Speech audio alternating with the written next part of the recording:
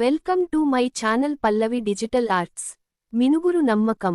పచ్చటి అడవి, పక్షుల కుళ్ళు, చెట్ల మధ్య ఎగిరిపడే జంతువుల చిలిపితనంతో హర్షభరితంగా ఉండేది. ఆ అడవిలో ఏనుగులు, సింహాలు, నక్కలు, కుందేళ్లు, కోతులు, పాములు ఇలా చాలా జంతువులు ఉండేవి. వీటిలో మినుగురు పురుగు కూడా ఉండేది. మినుగురు చాలా చిన్నదైనా, నిఖార్సైన మంచి గుణాలు ఉన్నది. అది వెలిగే శక్తిని కలిగి ఉండేది.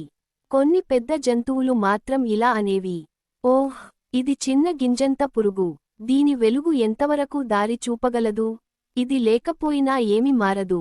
ఈ విమర్శలు విన్నా, మినుగురు కాసింత బాధపడి మళ్లీ తన పని తను చేసేది. నేను వెలిగితే ఎవరికైనా ఉపయోగపడతాను, అదే నాకెంతో సంతోషం అని అనుకునేది.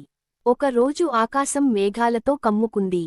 పిడుగులు పడుతూ, వేగంగా చీకటి కమ్ముకొచ్చింది. అడవిని ముసురుకొట్టిన ఉరుములు, మెరుపులతో జంతువులంతా భయంతో తల్లడిల్లిపోయాయి. అవసరంగా తినేందుకు వెళ్లిన జంతువులు దారులు మర్చిపోయారు.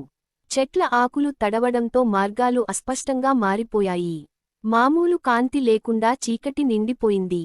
అప్పటివరకు చిన్నది అని తక్కువ చూసిన మినుగురు ముందుకు వచ్చింది. భయపడకండి, నన్ను అనుసరించండి, నేను నెమ్మదిగా వెలుగుతాను, మీకు దారి చూపిస్తాను. మొదట కొన్ని జంతువులు నమ్మలేదు. కాని మినుగు వెలుగు మెరుపులతో ముందుకెళ్లగా, కొంతమంది ధైర్యంగా దాని వెంట వెళ్లారు. నిజంగానే, మినుగురు తమ కాంతితో మార్గాన్ని చూపిస్తూ, వారిని సురక్షితంగా వారి గుహలకు, చెట్ల కొమ్మలకు చేర్చింది. రాత్రంతా మినుగు తిరుగుతూ అడవిలో జంతువులందరికీ మార్గం చూపింది. అలానే ఎవరూ కోల్పోకుండా, ఎవరూ గాయపడకుండా అందరూ తమ ఇంటికే చేరారు. ఈసారి మాత్రం ఎవరూ మినుగురిని చిన్నగా చూడలేదు, సరికదా అభినందించి ఎంతగానో కొనియాడారు. నీతి: ఎవరైనా ఎంత చిన్నవాళ్లైనా తక్కువగా చూడకండి. వారు చేసిన సహాయం ఎన్నిసార్లైనా పెద్ద మార్పును తీసుకురాగలదు. ప్రతి ఒక్కరినీ గౌరవించండి.